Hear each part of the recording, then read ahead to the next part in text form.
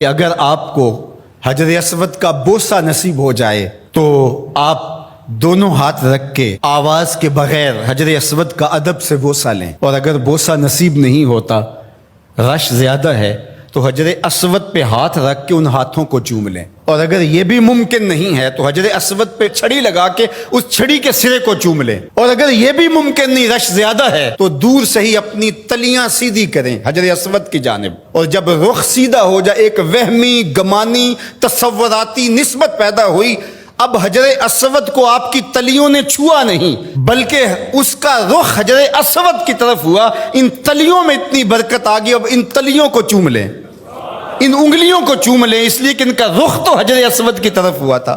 تو جس پتھر پر میرے حضور کے ہونٹ لگے، جس پتھر پر میرے حضور کے لب لگے، اس پتھر کو چومنا بھی عبادت قرار پایا۔ اور پھر اگر تمہیں چومنے کا موقع نہیں ملتا، ہاتھ لگا کے ان ہاتھوں کو چوم لو۔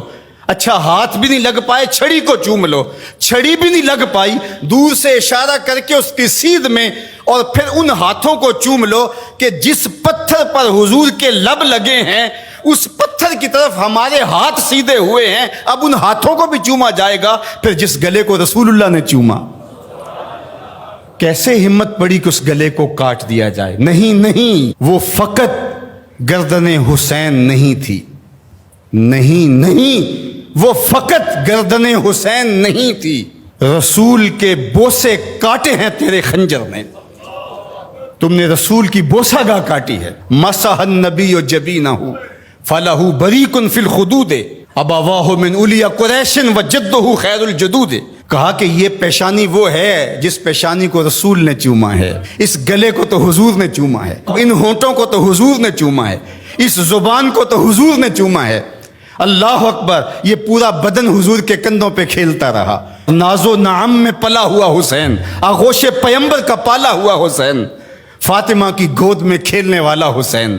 اللہ اکبر، آج آپ ریاض الجنہ میں جاتے ہیں تو پہلے ایپ ڈاؤن لوڈ کرنا پڑتی ہے اور پھر وقت لینا پڑتا ہے، پھر لائن میں لگ کے آپ کو ریاض الجنہ میں آدھا گھنٹہ ٹھہرنے کا موقع ملتا ہے، لیکن حسین کے گھر کا دروازہ ریاض الجنہ میں کھلتا تھا۔ جو کھیلنے کے لیے نکلے تو سامنے مسجد نبوی کا صحن ہے، کبھی پیغمبر کی گود ہے، کبھی زہرا سلام اللہ علیہا کی گود ہے، کبھی مولا کائنات کی گود ہے۔ یہ حسین ابن علی ہیں، حضور علیہ السلام گزرتے ہیں اور حضرت امام حسین رو رہے ہیں، تو آقا کریم نے فرمایا حسین کو چپ کرواؤ، اس کا رونا مجھے اذیت دیتا ہے۔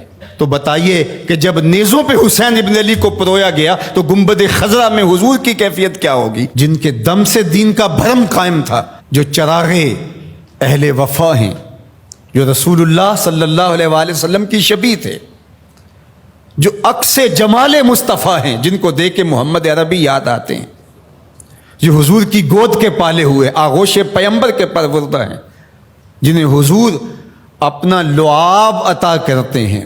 آج اسی حسین کو، پیغمبر کے نواسے کو، 3 دن کے اس پیاسے کو کربلا میں ذبح کرنے کے لیے اسی رسول کی امت نیزے اور برچیاں لیے ٹوٹ پڑی ہے۔ ایک نے نیزہ ماریا وچ سینے، دوجے تیراں دا می برسان لگ پے، وال کعبے دے سجدہ کرنے والے ہتھی آپ ہی کعبے نو ٹان لگ پے۔ بے مروت بے وفا تیرا بھی کیا افسانہ ہے، جس نے اپنی ہی شمع کو گل کیا تو وہ پروانہ ہے۔ حسین تو دین ہے، آپ دین کو ڈھا رہے ہیں۔ دین است حسین، دین پناہ است حسین، حسین منی و انا من حسین، حسین مجھ سے ہے اور میں حسین سے ہوں۔ نبی نے جس حسین کو کہا کہ وہ مجھ سے ہے، آج اسی حسین کو کربلا کے ریگزار میں ذبح کیا جا رہا ہے۔ ادھر سے تیر، ادھر سے تلواریں، ادھر سے نیزے، ادھر سے بالے، ادھر سے برچیاں، اور پیغمبر کا نواسا ان برچیوں والوں کے درمیان گھرا ہوا ہے۔ وہ کیا کسی نے کہا تھا، خاک پر وہ خون مشک بو بہنے لگا، ریت پر اسلام کے دل کا لہو بہنے لگا۔ اسلام کا دل تھے امام حسین رضی اللہ تعالیٰ عنہ، اس قلب دین کو، اس پناہ دین کو، شاہ سوارے دوش مصطفیٰ کو، نواسہ رسول کو، پورے بطول کو، ابن علی کو، برادر حسن رضی اللہ تعالیٰ عنہ کو آج جس طرح بے دردی سے شہید کیا جا رہا ہے. اترجو امتن قتلت حسینہ شفاعت جد ہی یوم الحسابی. وہ امت جس نے حسین کو قتل کیا وہ قیامت کے دن سے شفاعت مانگنے کیسے جائے گی؟ کیسے سوال شفاعت کا کرے گی جس نے ان کے نواسے کو شہید کر دیا؟ وہ کتنا دردناک منظر ہوگا جب قیامت کے دن سیدہ فاطمہ سلام اللہ علیہا اپنا مقدمہ لے کے رب کے حضور پیش ہوں گی اور حسین کے خون میں لتڑے ہوئے کپڑے اللہ کے حضور پیش کریں گی کہ مالک میں حسین کے خون کا حساب مانگنے آئی ہوں.